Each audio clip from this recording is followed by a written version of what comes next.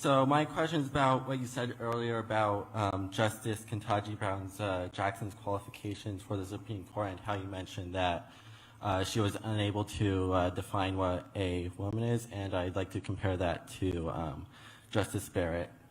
So Justice Jackson went to a public high school, attended an Ivy League law school, clerked for the Supreme Court, was a public defender, served on the Sentencing Commission, was a district judge, and served on the Court of Appeals. And as for Justice Barrett, she was a Supreme Court clerk, and she also sat in the Court of Appeals. And when she was being questioned by the Senate during her confirmation, she was asked to name the freedoms of the First Amendment, which she struggled with. So my question is, what makes Justice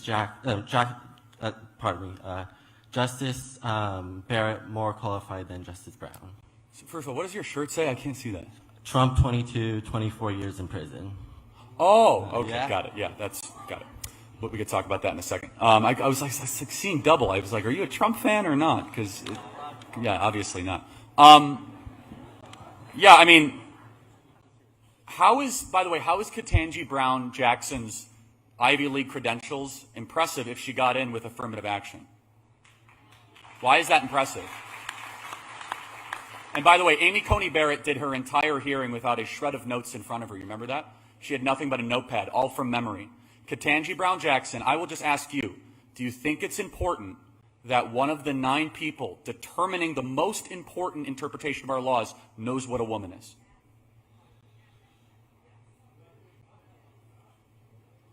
Well,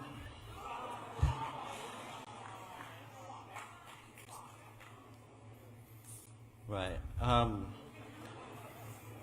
Well, my counter to that is that we shouldn't really be seeing the world in black and white.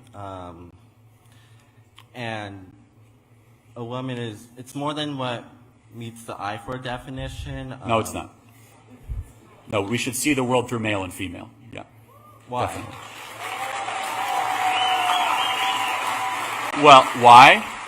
Because I live in reality, not in Narnia or some sort of weird created academic abstract space that doesn't exist. So why shouldn't a person be socially welcome to identify with gender outside of the binary? Well, anyone can pretend to be something they're not, but that doesn't make them the thing that they're not. Can I be black?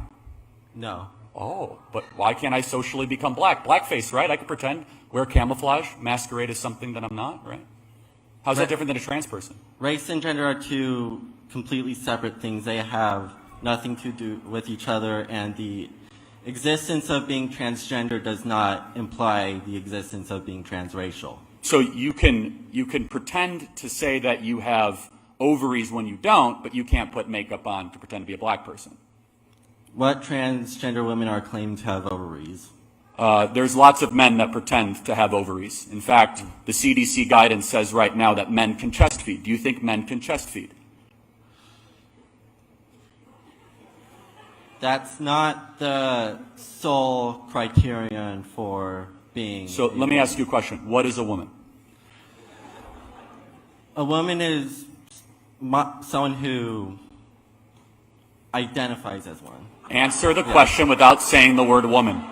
You can't say the word woman. That's called circular reasoning. It's like saying a tree is something that looks like a tree. So I'll ask again, what is a woman? A woman is a person who lives a lifestyle aligned with feminine characteristics, not necessarily your chromosomes or your genitals. So someone who just wears a dress. So what you are doing is you are reducing womanhood to a costume.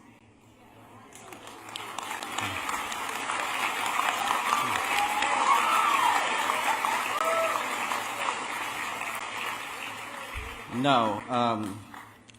So are you suggesting that, like, a transgender woman goes about her day pretending to be a woman, but then when she gets home, she starts acting like a man? No, delusional in every part of life. I understand that. But that doesn't mean they're not delusional. There's a series of mental conditions where you could pretend to be a wolf. Can you be trans species too?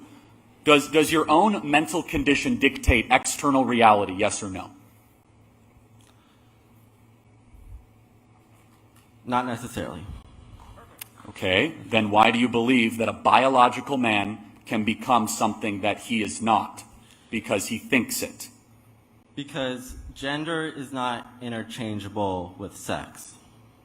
Yeah, right. So there are 0 genders. There are only 2 sexes. Gender is a made-up term that started in the academy in the 1960s. Talking about sex, which is the only thing that actually can be proven and that matters, XXXY, I will ask the question again, why is it that a man can suddenly become a dress and can be treated exactly the same as a woman that is biologically, not just biologically different, but somebody has a different brain, a different hormonal system, menstruate, have children?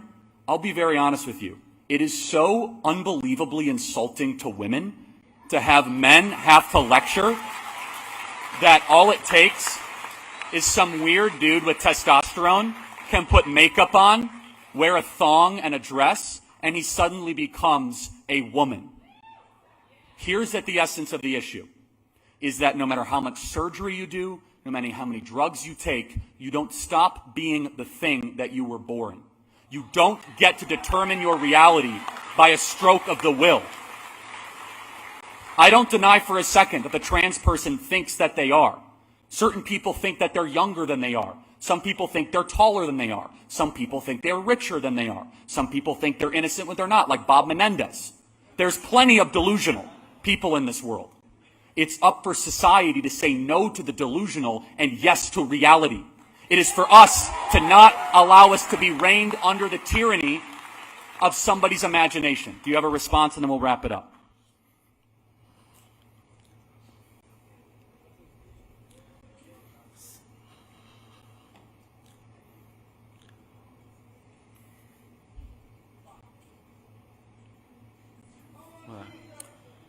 I'm not going to put you on the spot. I appreciate you being here tonight. Thank you so much. Thank you. All right, next question. And give it up for him. That's not easy to do at a conservative event. I appreciate that.